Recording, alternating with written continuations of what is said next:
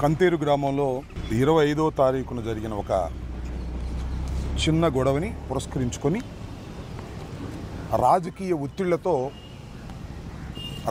ఒత్తిడి అనడం కంటే తెలుగుదేశం పార్టీ కూటమి ఒత్తిడితో పోలీసులు ఒక ఫాల్స్ కేసుని పెట్టడం జరిగింది. దానిలో కంతేరుకు సంబంధించినటువంటి వైఎస్ఆర్ కాంగ్రెస్ పార్టీ తరపున నిలబడి గెలిచినటువంటి ఎంపీటీసీ గారు కల్పన గారి మీద మరికొందరి మీద 307 అటెంప్ట్ టు మర్డర్ కేసుని అనవసరంగా అన్యాయంగా ఫాల్స్గా పెట్టి ఈరోజు ఉదయం 3:20 3:30 కంతేరు గ్రామం పోలీసు బలగాలు వెళ్ళి సుమారుగా ఒక 4 వ్యానుల్లో ఒక 30-40 మంది పోలీసులు వెళ్ళి ఈ వలపర్ల కల్పన అనే అక్యూజ్డ్ ఎవరైతే ఉన్నారో ఆ ఇంట్లో ప్రవేశించి ఆమెని మరికొందరిని అరెస్ట్ చేయడం జరిగింది. అంటే తెల్లారగట్టున 3:30 సమయంలో అకార్డింగ్ టు సుప్రీంకోర్టు గైడ్లైన్స్ చట్ట ప్రకారం ఒక మహిళ మీద అరెస్ట్ చేసేటప్పుడు సూర్యాస్తమయానికి ముందు సూర్యోదయం తరువాత మాత్రమే చేయాలని గైడ్లైన్స్ ఉన్నప్పటికీ కూడా పోలీసు వారు వాటిని ఉల్లంఘించి 3:30కి అరెస్ట్ చేశారు.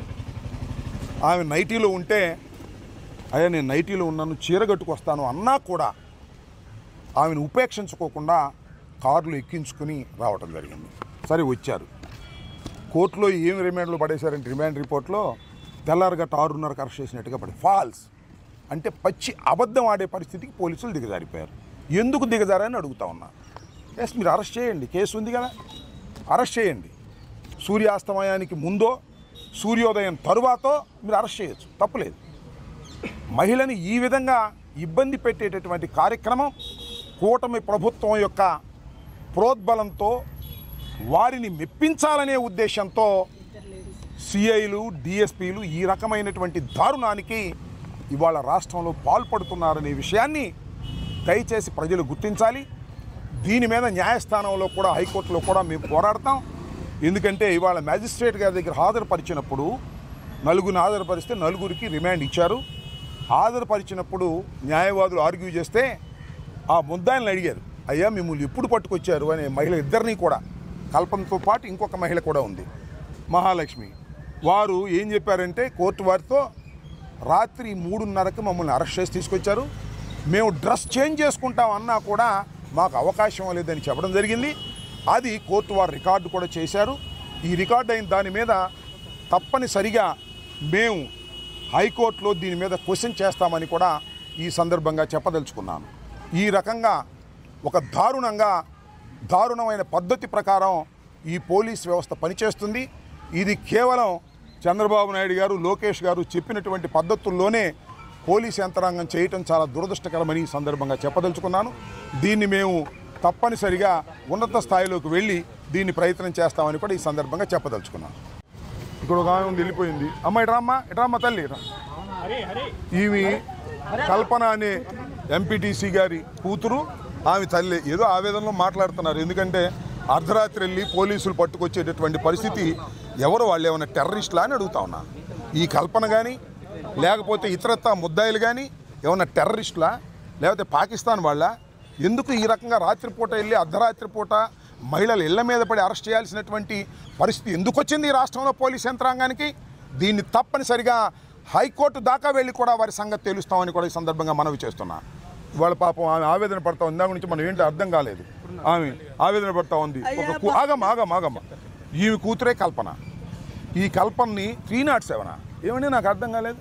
నేను చూశాను ఎఫ్ఐఆర్లో ఏముంది, వాళ్ళు చెప్పిన దాని ప్రకారమే రాడ్డులు కర్రలతో కొట్టారు అని వాళ్ళు చెప్పింది. అది నిజం కూడా కాదు, ఫాల్స్గా ఇచ్చింది. దాన్ని 307 వేశారు పోలీసులు.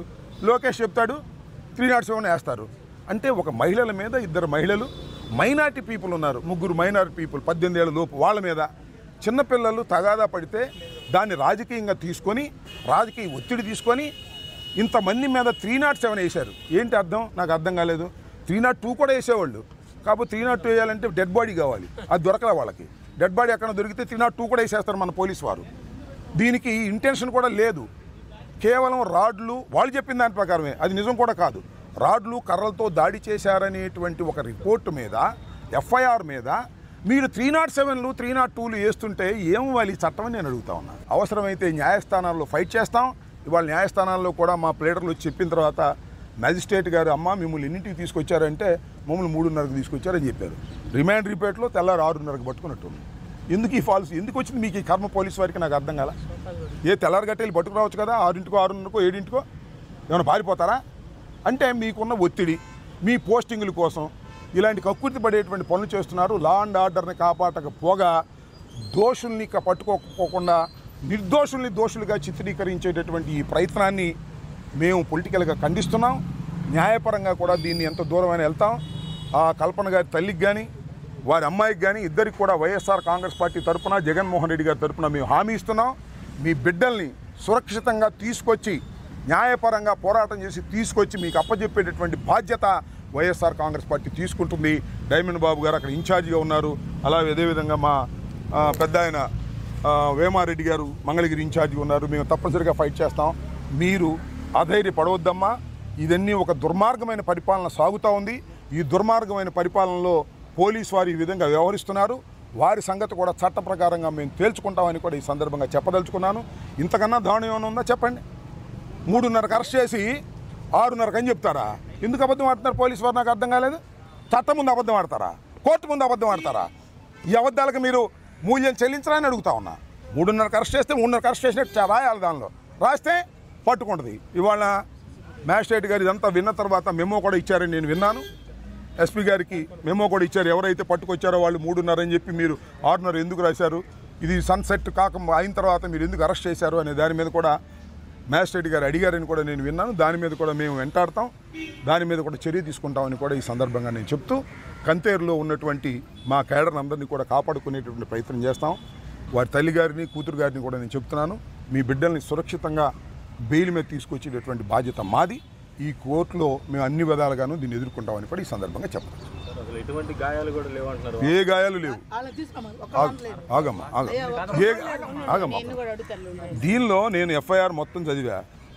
వాళ్ళు 307 అంటే ఏంటి? చంపబోయారు అని. అంటే ఎంత పెద్ద గాయాలు ఉండాలి? Wounds can tell the fact. ఒక్క వూండ్ కూడా లేదు, ఒక్క డాక్టర్ సర్టిఫికేట్ కూడా లేదు, హాస్పిటల్లో ఉండేవాళ్ళు లేరు. ఆయన చెప్పాడు, వీళ్ళు వేశారు సెక్షన్. ఆయన చెప్పాడు. ఆయన ఎవరు? మీ నియోజకవర్గ ఎమ్మెల్యే గారు, మంత్రి గారు లోకేష్ గారు చెప్పారు, మా పోలీసు వారు వేశారు. ఎన్నాళ్ళు లోకేష్ గారు చెప్తారు, ఎన్నాళ్ళు మీరు వేస్తారు? నాకు అర్థం కాలేదు. ఏమిటిది? ఒక చట్టబద్ధమైన సమాజంలో ఉన్నావా? ఒక అరాచకమైనటువంటి సమాజంలో ఉన్నావా? పోలీసులు రౌడీలు యాక్ట్ చేస్తే మేమేం చేయాలి చెప్పండి? ఇంకా పోలీసులు 3:30 పట్టుకొచ్చి తెల్లారు 6ంటికి పట్టుకొచ్చామని అబద్ధాలు ఆడుతుంటే ఇంకేం చెప్పాలి? పోలీసులు రౌడీలు అయిపోతే అరాచకం రాదా?